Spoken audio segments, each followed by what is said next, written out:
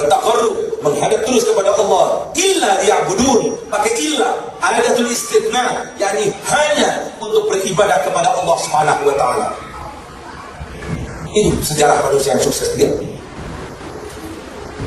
Ada sebagian yang hanya dari mulai adzan isya sampai subuh wudunya tidak batal. Kenapa? Selalu munajat kepada Allah, selalu zikir, selalu bermalu.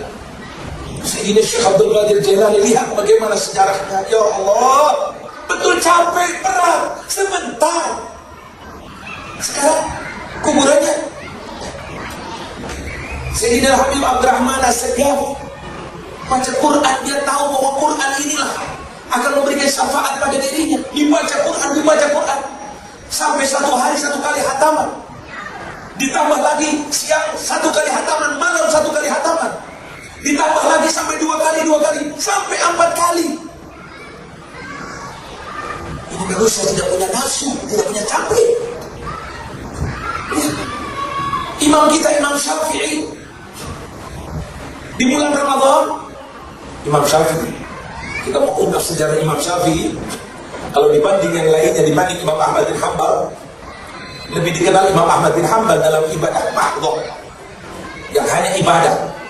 Artinya Imam Syafi'i lebih banyak menggunakan akalnya, waktunya untuk memikirkan fatwa-fatwa, ijtihad, istinbat untuk ingin umat. Imam Ahmad bin Hanbal dikenal 500 rakaat lebih, sampai 1000 rakaat setiap malamnya. Ya Allah, kita tidak ada 50%-nya, mungkin 10%-nya, bahkan mungkin tidak bangun malam.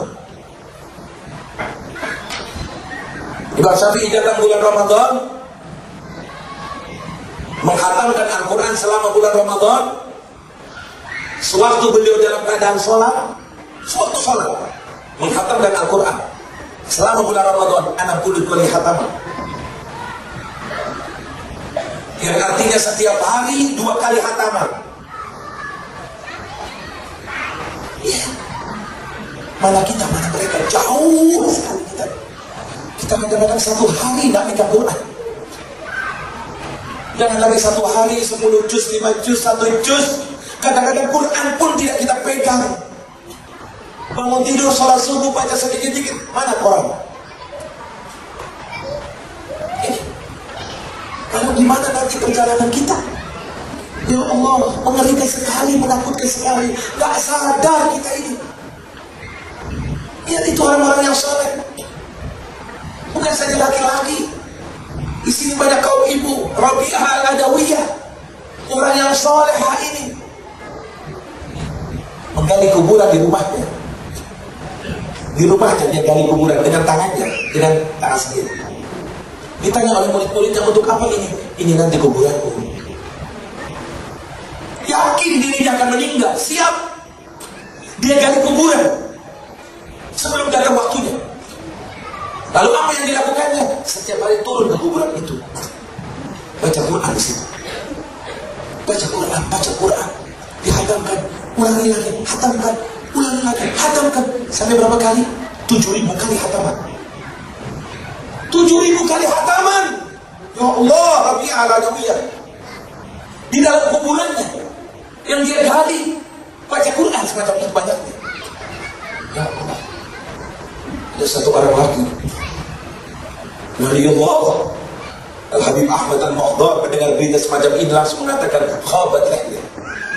Apa artinya ini jenggot? Aku laki-laki kalah. Dia gali kuburan di rumahnya, dan dia turun ke kuburan, dan dia baca Al-Quran berulang-ulang sampai 12.000 kali. Ini orang-orang yang soleh, menjadikan betul-betul kehidupan yang sebentar ini untuk nanti. Perjalanan yang sangat jauh, bukan main-main. Ini bukan dongeng, bukan cerita, ini berita yang datang dari Allah. Saya akan berada di tempat itu, kau akan berada di tempat itu.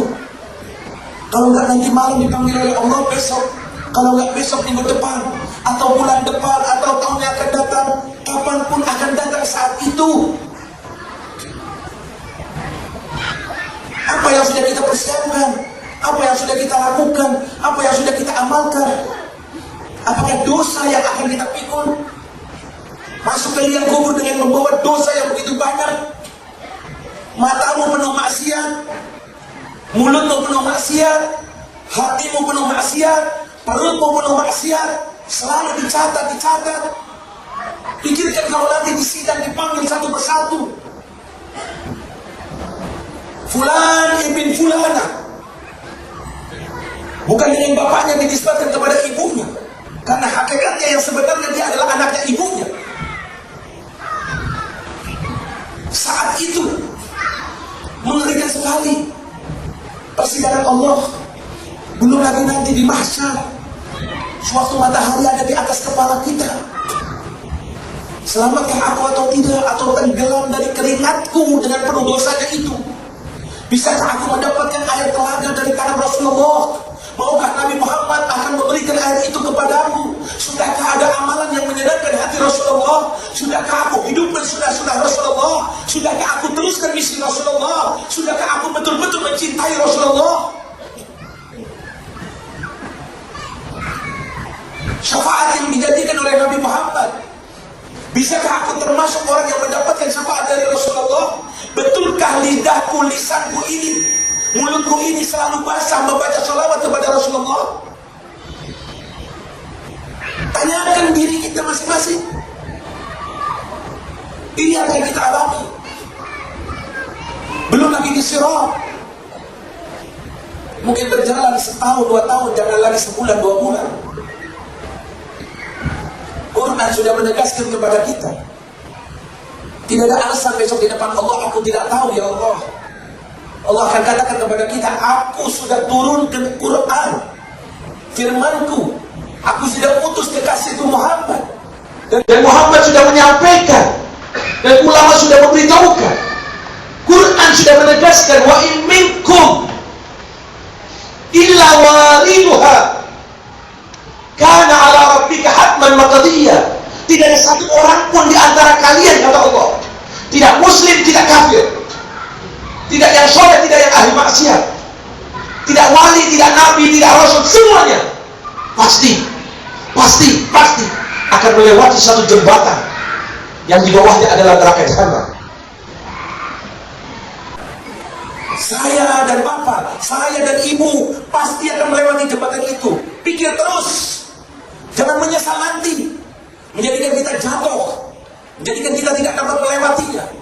Allah sudah mengingatkan dalam Al-Quran, kembali pegang Al-Quran, bukan main-main, pasti akan melewatinya. Jangan tidur nyenyak, ingat ini ayat.